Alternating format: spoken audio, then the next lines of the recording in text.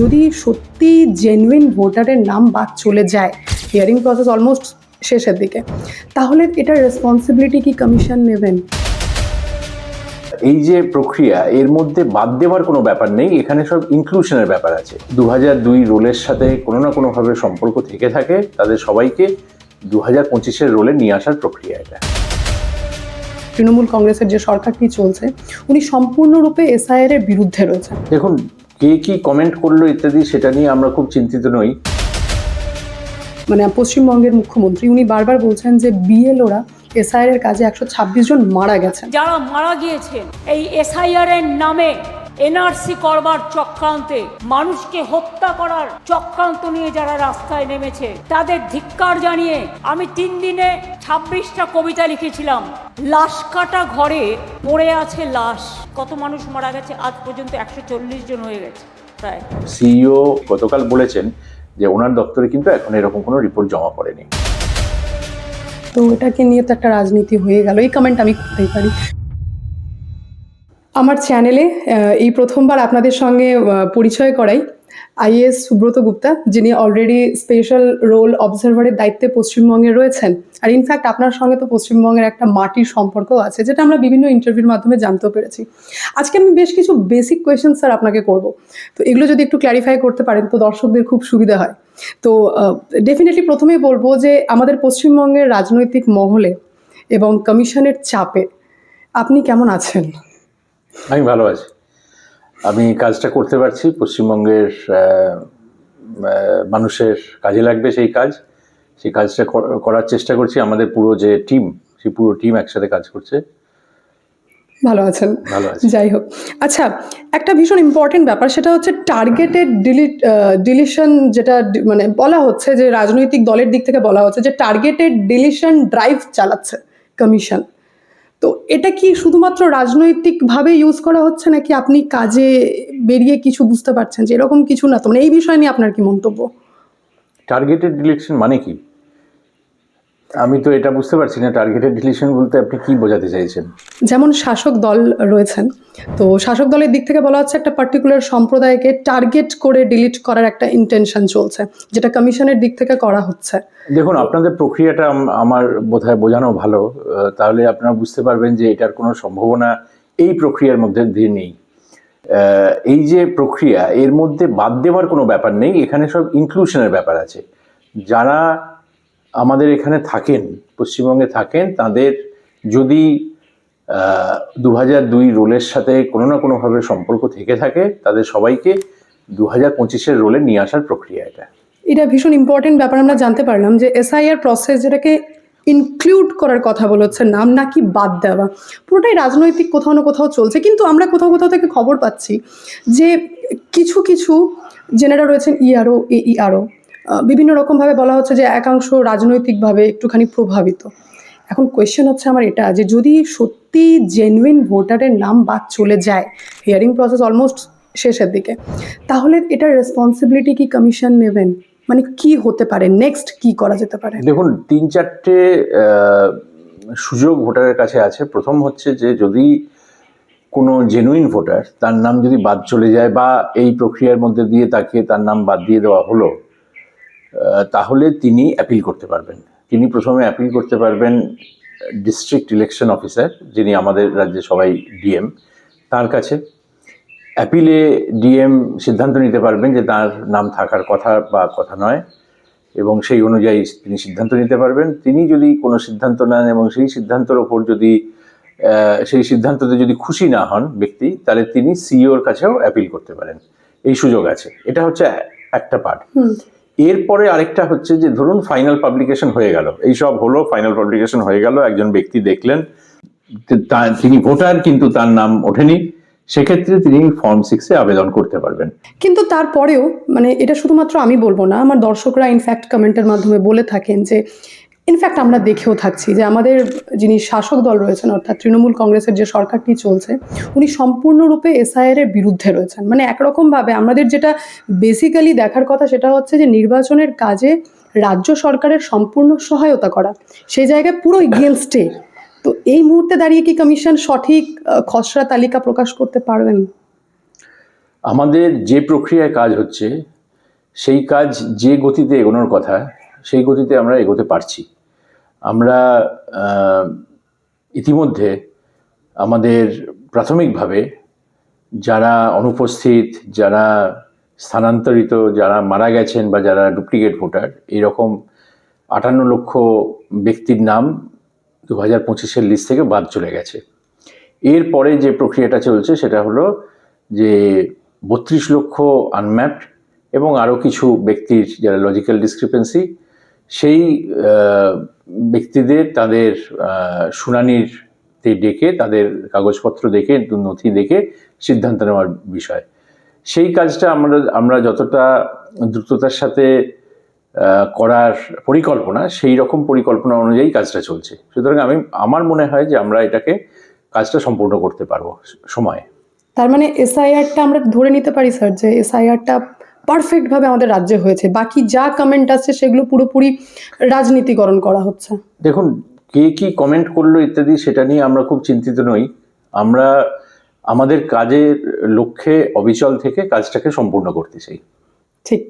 আরেকটা important question, যেটা দর্শকরা অনেকেই আমাকে হোয়াটসঅ্যাপ মেসেজের মাধ্যমে জিজ্ঞেস করে থাকেন, যে এই যে আনম্যাপড আর লজিক্যাল ডিসক্রিপেন্সি, তো লজিক্যাল ডিসক্রিপেন্সির জন্য যেখানে টুকটাক নামের ভুল রয়েছে, কিছু কিছু কারণের জন্য ডাকা হচ্ছে, তো এর জন্য কি নাম বাদ যেতে পারে, নাকি জাস্ট অ্যাপিয়ারেন্সই বেশি ইম্পর্টেন্ট?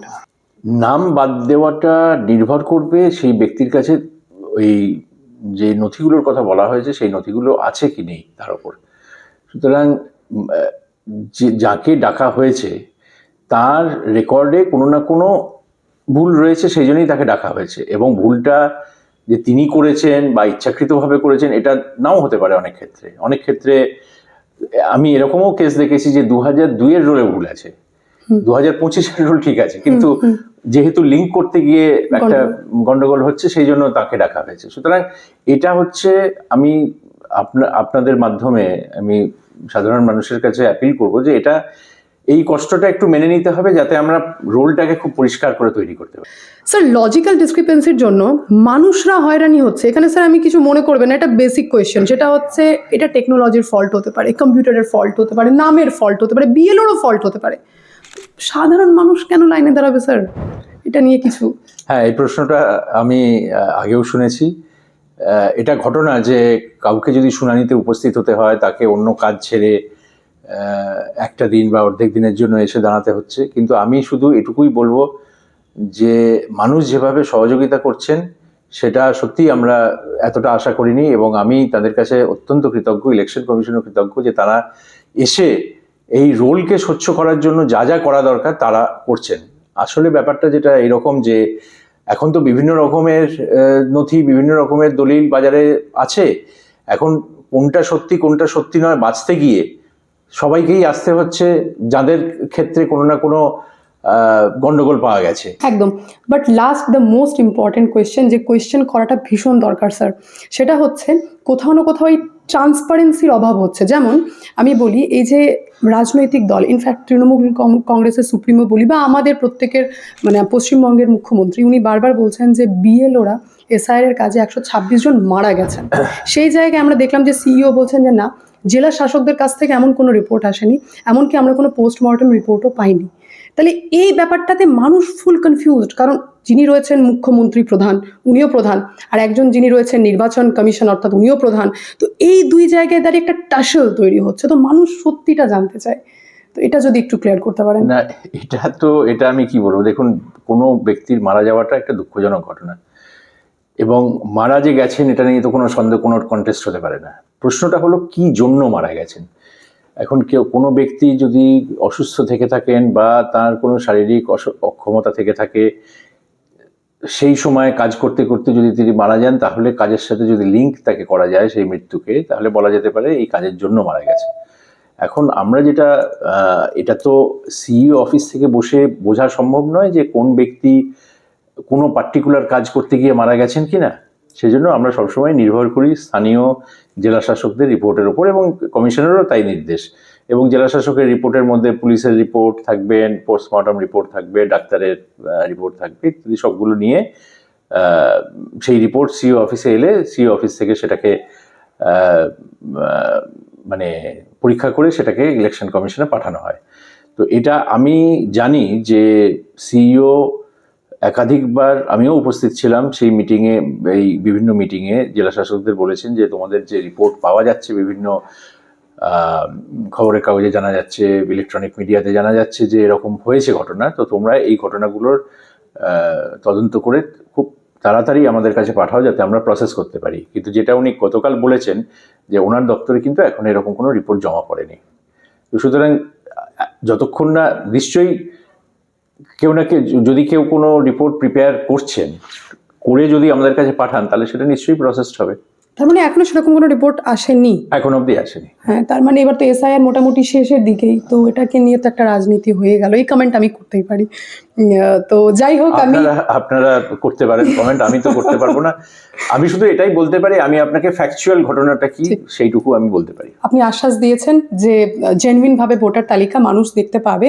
তো 58 লক্ষ, আমি এটা লাস্ট কোয়েশ্চেন করে আমি আপনাকে আরেকবার বিরক্ত করলাম, সেটা হচ্ছে 58 লক্ষ যে আনম্যাপ, যাদের নাম বাদ চলে গেছে, তাদের দিক থেকে কি কোনো রকম অবজেকশন বা এরকম কোনো ভোটার এখনো পর্যন্ত কি এসেছে সামনে বা কিছু?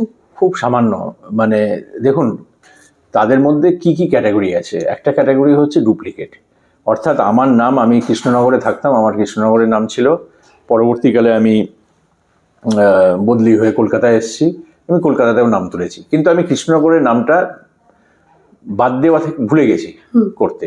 হতেই পারে আমার নাম দু জায়গায় আছে, কম্পিউটার বের করে দিয়েছে যে আমার নাম দুটো কনস্টিটিউয়েন্সিতে আছে। এমনও হতে পারে যে আমার নাম দিল্লিতে আছে বা সুরাটে আছে বা অন্য কোথাও আছে, দেশের অন্য কোথাও, কিন্তু কম্পিউটারের পক্ষে ওই পুরো ডেটাবেস, সারা দেশের যে ইলেকট্রাল ডেটাবেস, সেটা থেকে খুঁজে বের করার কিছু অসুবিধা নয়, বের করে দিয়েছে। সুতরাং সেইরকম কিছু এন্ট্রি বাদ গেছে। এটা হলো 1 নম্বর। 2 নম্বর হলো যে ব্যক্তি মারা গেছেন বলে তার এনিউমারেশন ফর্ম ফেরত আসেনি, অথবা এনিউমারেশন ফর্ম পরিবারের কোনো লোক বা পাড়ার কোনো লোক লিখে দিয়েছেন যে উনি আর বেঁচে নেই, উনি মারা গেছেন, গতবারে যে রোল পাবলিশ হয়েছিল তার পরবর্তী সময় মারা গেছেন, বা তার আগেও মারা গিয়ে থাকতে পারেন, কিন্তু তখনও রোলে ছিলেন, এরা মারা গেছেন, সুতরাং এদের নামও বাদ চলে গেছে। 3য় ক্যাটাগরি হলো স্থানান্তরিত, শিফটেড, পার্মানেন্টলি শিফটেড। অর্থাৎ ধরুন আমি এখানে বোলপুরে চাকরি করতাম, আমি পরবর্তীকালে আমার বদলি হলো, আমি পুরো তল্পিতল্পা গুটিয়ে অন্য শহরে গিয়ে বসবাস করতে শুরু করলাম, সেখানে আমার নাম তুললাম, তাহলে আমি এই জায়গায় স্থানান্তরিত হলাম এখান থেকে। তাহলে এইখানের যে রোল তৈরি হবে, সেখানে গিয়ে দেখা যাবে যে সেই ব্যক্তি সেই বাড়িতে থাকছেন না, তার নাম বাদ যাবে। এটা হলো স্থানান্তরিত। আর অ্যাবসেন্ট মানে হচ্ছে যে বিএলও সেই বাড়িতে গেছে, 3 বার গেছে, কমপক্ষে 3 বার গেছে, গিয়ে দেখেছে যে তাকে কখনোই পাননি, মানে সে বাড়ি লক। হতে পারে যে তিনি কোথাও গেছেন, টেম্পোরারিও গিয়ে থাকতে পারেন, কিন্তু তিনি বাড়িতে ছিলেন না, সেখানে অ্যাবসেন্ট। এই 4 ধরনের লোক বাদ গেছেন, এবং এটা সংখ্যাটা হচ্ছে 58 লক্ষ। তার মধ্যে 23 লক্ষ হচ্ছে যারা মারা গেছেন। সুতরাং আমরা তো মারা যাওয়ার কাছ থেকে কোনো মানে অ্যাপ্লিকেশনের পাওয়ার কোনো সম্ভাবনা নেই, যদি না সেটা ভুল করে ওই ক্লাসিফিকেশন হয়ে থাকে। আমরা কি 2-1টা কেস পেয়েছি এরকম, যেখানে মারা যাননি ব্যক্তি, কিন্তু বিএলও হয়তো ভুল করে রেকর্ডিং করেছেন, কিন্তু সেগুলো আমরা সংশোধন করে নিচ্ছি, যেই অ্যাপ্লিকেশন আসছে সঙ্গে সঙ্গে সংশোধন করে নিচ্ছি। কিন্তু এই যে 58 লক্ষ, এর মধ্যে থেকে খুব বেশি অ্যাপ্লিকেশন এখনো আমাদের কাছে জমা পড়েনি। তার মানে প্রায় আমরা ধরে নিতে পারি যে 58 লক্ষ মতো, ওই সংখ্যাটা মনে হয় যে খুব বেশি পরিবর্তন চেঞ্জেস হবে না। আর এই লজিক্যাল ডিসক্রিপেন্সি মানে টোটাল আপনি বলতে পারবেন মোটামুটি কতগুলি? এইটা না, এই সংখ্যা বলা সম্ভব নয়। তার কারণ হচ্ছে আমাদের যে প্রক্রিয়াটা চলছে তাতে এখন কিন্তু শুধু নথি মানুষের কাছ থেকে নেওয়া হচ্ছে, যে নথি দরকার সেগুলো দেখে সেই নথিগুলো তুলে নেওয়া হচ্ছে। নথিগুলোর ওপর সিদ্ধান্ত এরপরে ইআরওরা সিস্টেমের মধ্যে নেবেন, অর্থাৎ কম্পিউটার সিস্টেমের মধ্যে নেবেন, এবং সেটা অবজারভাররাও দেখবেন যে কীরকমভাবে কী সিদ্ধান্ত নেওয়া হয়েছে, সঠিক সিদ্ধান্ত নেওয়া হয়েছে কিনা। এই পুরো প্রক্রিয়াটা হলে তখন জানা যাবে যে কার নাম থাকলো, কার নাম থাকলো না। যাক, অনেক অনেক ধন্যবাদ। আমি আশা করছি আমার দর্শকরা প্রত্যেকটা পয়েন্ট ক্লিয়ার করতে পেরেছেন আপনার মাধ্যমে। তো আমার এই ছোট্ট ইউটিউব চ্যানেলে সময় দেওয়ার জন্য অনেক ধন্যবাদ। নমস্কার। আপনার দর্শকদের শুভেচ্ছা।